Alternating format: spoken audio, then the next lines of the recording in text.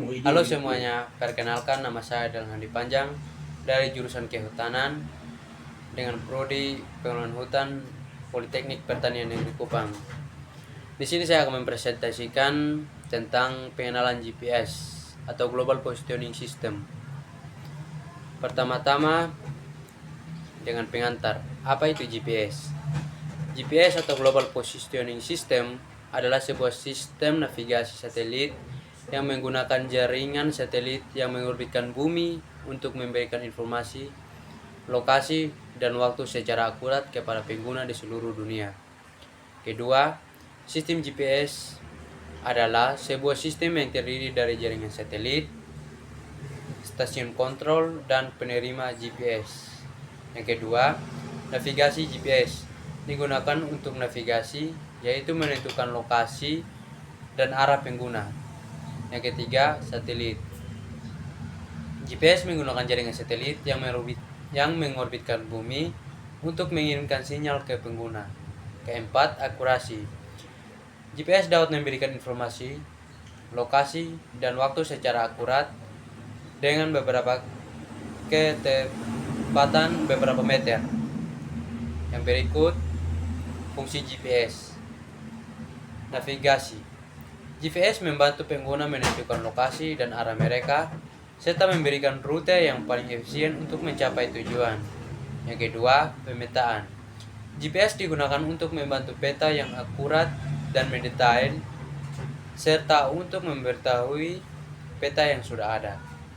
Dan yang ketiga, monitoring GPS.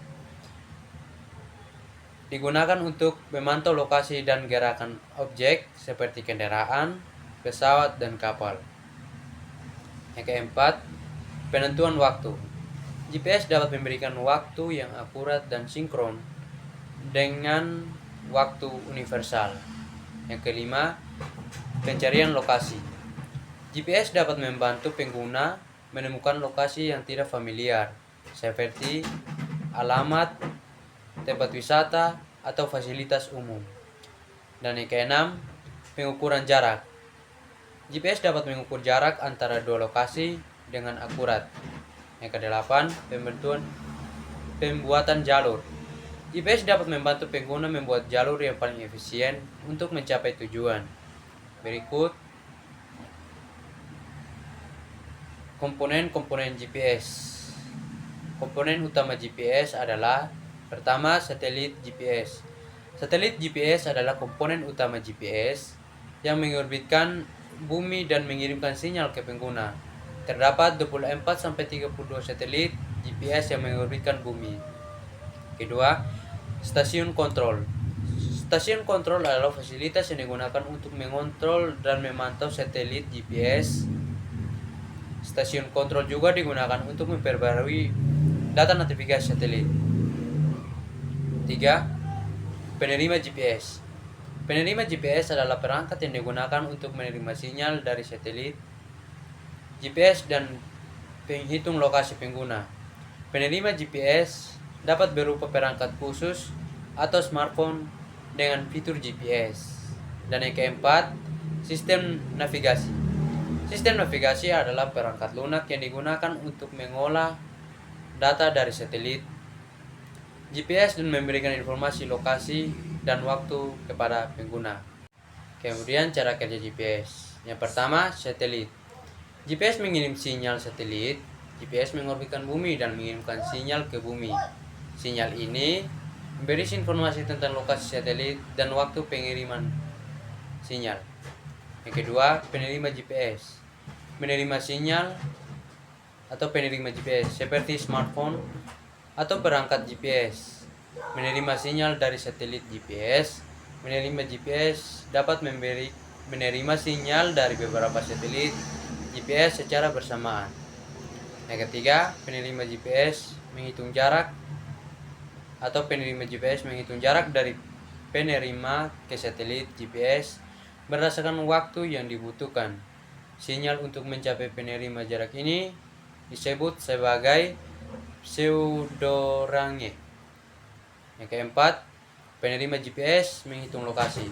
Penerima GPS menggunakan pseudorange dari beberapa satelit GPS untuk menghitung lokasi penerima, atau lokasi ini dihitung menggunakan metode triangulasi, yaitu dengan menggunakan 3 atau lebih untuk menentukan lokasi langkah. Yang kelima, menerima GPS, menampilkan lokasi atau menerima GPS menampilkan lokasi penerima pada peta atau layar. Lokasi ini dapat menampilkan dalam bentuk koordinat grafis atau latitude de longitude atau dalam bentuk alamat. Yang berikut, cara operasikan GPS. Pertama, mengaktifkan GPS. Pastikan perangkat GPS Anda telah diaktifkan. Jika Anda menggunakan smartphone, pastikan fitur GPS telah diaktifkan. Yang kedua, menentukan lokasi awal. Pastikan Anda berada di lokasi yang terbuka dan terhalang oleh bangunan atau vegetasi. Tunggu beberapa saat hingga GPS menentukan lokasi awal Anda langkah. Yang ketiga, mengatur tujuan.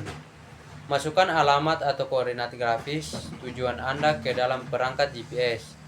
Pastikan Anda memiliki mode navigasi yang sesuai, misalnya mode mobil, mode berjalan, dan lain-lain. Yang keempat, mengikuti petunjuk. Ikuti petunjuk yang diberikan oleh perangkat GPS untuk mencapai tujuan Anda. Pastikan Anda memperhatikan tujuan dan tidak melawan belokan atau persimpangan langkah. Yang kelima, menggunakan fitur tambahan. Beberapa perangkat GPS memiliki fitur tambahan seperti menghitung jarak, menghitung waktu, dan menghitung kecepatan. Gunakan fitur-fitur ini untuk ikut tantangan atau kendala pengguna GPS. Berikut adalah beberapa tantangan atau kendala yang dihadapi oleh GPS. Tantangan teknis. Yang pertama, sinyal yang lemah. Sinyal GPS yang dapat melemah karena penghalang seperti bangunan, gunung, atau vegetasi.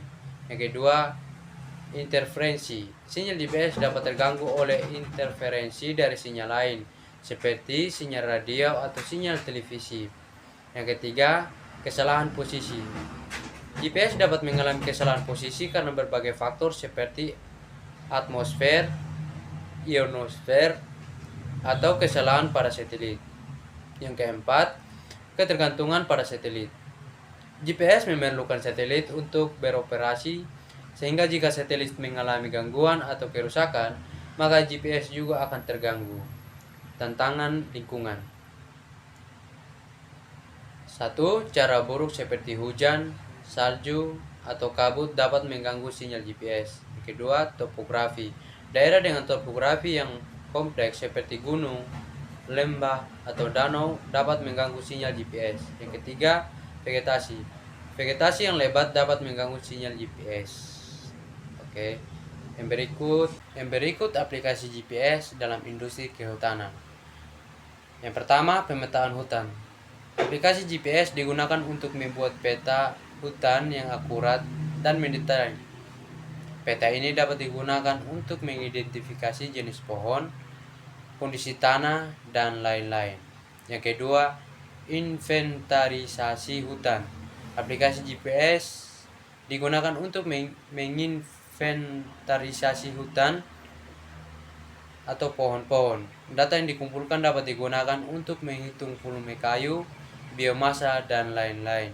Yang ketiga, pemantauan kondisi hutan.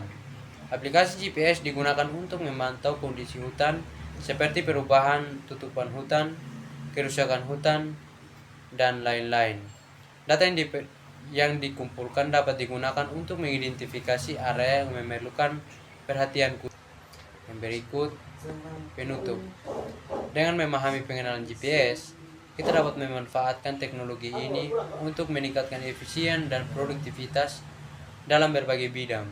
Namun, kita juga harus menyadari tantangan dan kendala yang mungkin dihadapi saat menggunakan GPS. Dengan demikian, kita dapat menggunakan GPS dengan efisien dan efektif. Oke, jadi baik. Ini hasil presentasi dari saya. Terima kasih.